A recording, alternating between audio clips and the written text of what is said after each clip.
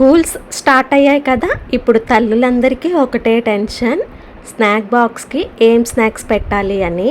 అస్సలు టెన్షన్ వద్దు. ఇలా పుట్నాల పప్పుతో కమ్మగా లడ్డూలు చేసి పెట్టండి, చాలా ఇష్టంగా తినేస్తారు పిల్లలు. ప్రోటీన్ ఇంకా ఐరన్ రెండు ఎక్కువగా ఉండే ఈ పుట్నాల పప్పు లడ్డూలు చేసి పెట్టారంటే ఆరోగ్యానికి ఆరోగ్యం, రుచికి రుచి. చాలా ఈజీగా ఫస్ట్ టైం చేసే వాళ్ళు కూడా చాలా కరెక్ట్గా చేసే విధంగా ఎలా చేయాలో నేను ఈ వీడియోలో చూపించబోతున్నాను. మీరు కూడా లాస్ట్ వరకు స్కిప్ చేయకుండా వీడియోని వాచ్ చేసి ఛానల్ని ఫస్ట్ టైం కనుక విజిట్ చేసి ఉంటే సబ్స్క్రైబ్ చేసుకోండి.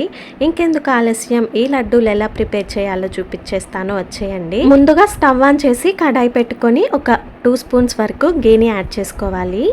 ఈ గీలో ఒక 2 కప్స్ వరకు పుట్నాల పప్పుని వేసుకొని మీడియం ఫ్లేమ్లో పెట్టి ఈ పప్పుని దోరగా వేయించుకోవాలి. ఈ పప్పుని కొంచెం నెయ్యి వేసి ఒక 2 మినిట్స్ పాటు మంచి సువాసన వచ్చే వరకు ఫ్రై చేసుకోవాలి. ఇలా పప్పుని ముందుగా వేయించటం వల్ల లడ్డూలు మంచి టేస్ట్గా అయితే ఉంటాయి.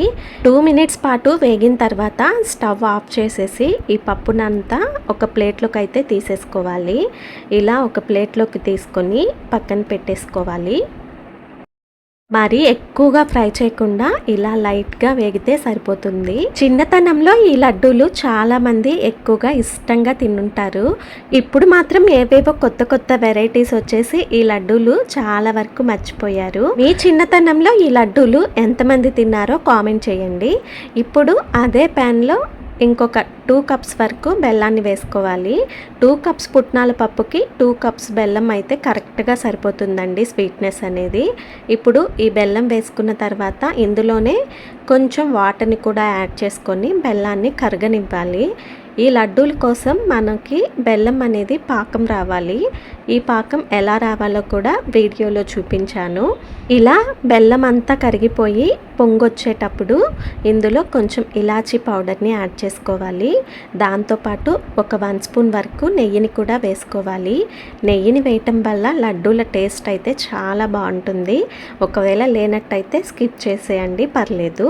ఇలా నెయ్యి, ఇలాచీ పౌడర్ వేసిన తర్వాత బాగా కలుపుకొని ఇలా పాకాన్ని చెక్ చేసుకోవాలి. ఒక 10 మినిట్స్ తర్వాత పాకాన్ని ఇలా ఒక బౌల్లో వాటర్ వేసి కొంచెం పాకం వేసి చెక్ చేసుకోవాలి. ఇలా ముద్ద కట్టాలి మనం చేసుకున్న పాకం అనేది. ఇది వచ్చేసి కరెక్ట్ కన్సిస్టెన్సీ అన్నమాట. పాకం ఇలా వస్తేనే లడ్డూలు మనకి కరెక్ట్ షేప్లో అయితే వస్తాయి. ఇలాంటప్పుడు మనం ముందుగా ఫ్రై చేసి పెట్టుకున్న పప్పును కూడా వేసేసి ఇంకో 2 మినిట్స్ పాటు బాగా కలుపుకోవాలి. ఈ పాకంలోకి ఈ పప్పు అంతా కలిసే విధంగా ఒకసారి కలుపుకొని స్టవ్ ఆఫ్ చేసేసి పక్కన పెట్టేయాలి. ఫైనల్గా ఇంకో 1 స్పూన్ వరకు గీని యాడ్ చేస్తున్నాను. ఇలా నెయ్యి వేసుకున్న తర్వాత ఒక 5 మినిట్స్ వరకు పక్కన పెట్టేసుకోవాలి. ఎక్కువ వేడిగా ఉండేటప్పుడు లడ్డూలు చేసుకోలేము కాబట్టి ఇలా అయిన తర్వాత కొంచెం గోరువెచ్చగా అయ్యే వరకు దీన్ని పక్కన పెట్టేసుకోవాలి. కొంచెం వేడి తగ్గిన తర్వాత బాల్స్లో చేసుకోవటానికి వీలవుతుంది. ఒక 5 మినిట్స్ తర్వాత కొంచెం వేడి తగ్గిన తర్వాత ఇలా ఒకసారి మొత్తం కలుపుకొని చేతికి కొంచెం నెయ్యిని రాసుకోవాలి. ఇలా కొంచెం నెయ్యిని అప్లై చేసుకొని ఈ మిక్స్చర్ నుంచి కొంచెం కొంచెం ఉండలు తీసుకొని చిన్న చిన్న బాల్స్ లాగా చేసేసుకోవటమే. చాలా ఈజీ ప్రాసెస్ అసలు. సేమ్ ఇదే ప్రాసెస్తో పల్లీలతో కూడా ఇలాగా చేసుకోవచ్చు. పల్లీలతో చేసుకున్న టేస్ట్ చాలా బాగుంటాయి, హెల్త్కి కూడా చాలా మంచిది.